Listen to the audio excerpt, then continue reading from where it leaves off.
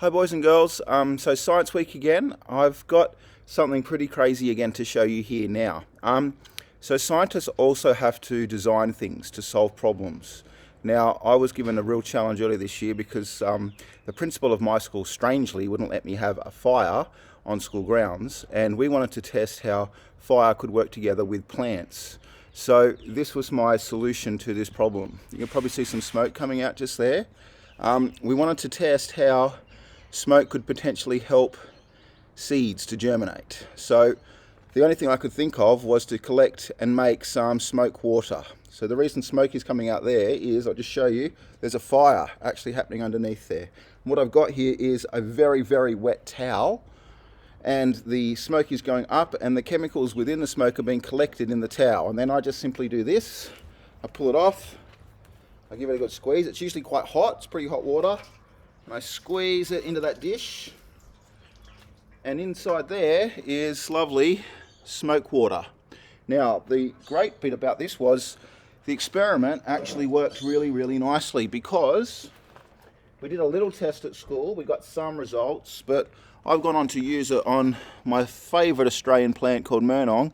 This one here, no smoke water, just normal water from a tap. This one here, and you can see the difference, lots and lots of seeds have germinated. There we have the Murnong seeds have germinated way more successfully with smoke water. So the solution to the problem has really worked and produced way better germination. But I wanted to show you something else as well. Australian plants have of course adapted to fire really, really well. I'm going to try and, yep, perfect. And here's one in particular.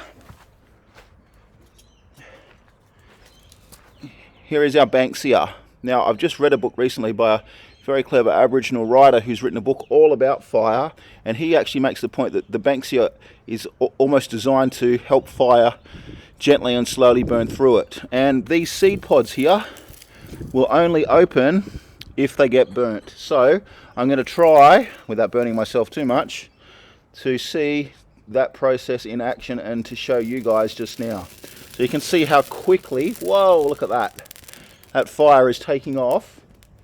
It's like those outside little bristles are encouraging the fire to happen, and hopefully we'll get to see the seed pods open. I wasn't sure if this is going to work. I might have to just put it right in and then pull it out again, I think. Yeah, I'll give that a try. I'll put it right in there, and we'll keep a close eye on it and see if we can watch those seed pods open up. Sorry, I'm getting a bit smoky here.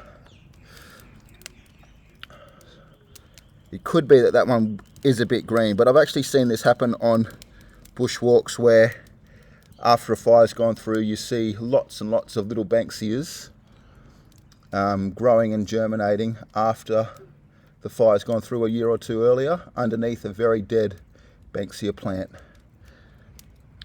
Alright, I'll pull that out and see if some of those have opened up. I think maybe this one could be a bit green too. It was a younger Banksia. I might need to try it again with an older one, but they definitely do open up after fire. Let's pull it out and have a bit of a look. Oh yeah, I think it was actually a little bit too green. They haven't opened up just yet. Ow! Alright. So I might try and do another one if I can find an older Banksia, but there you have it.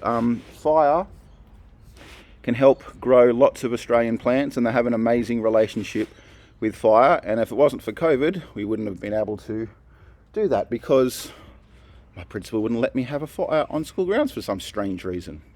Okay, thanks boys and girls.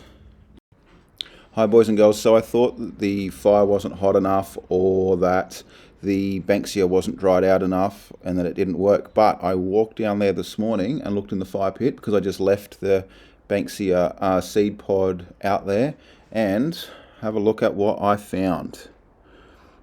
They have actually opened up.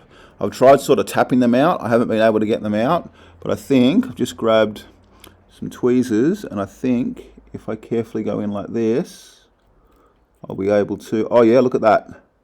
Nice. So there is the seed that only opened thanks to the fire. Now I've got a little seed raising tray here. So what I'm going to do is I'm just going to make some little holes and I'm going to carefully plonk them in there and see if, thanks to the fire and thanks to teaching from home because of COVID, I can grow a few of these Banksias. Maybe I'll even be able to bring them back to school when it's all back to normal, maybe next year, and maybe for National Tree Day next year, I'll be able to plant them out at our school, a few more Banksias. There we go, just like that. So it did actually work. We're able to get the seed pods to open. They actually opened all the way around, even on the sides it didn't get very burnt. You can see another one just there. Try and grab that one as well.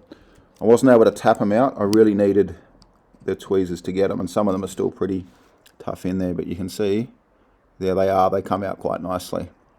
All right, thanks boys and girls. Hope you're enjoying National Science Week, and I'm going to finish this job now.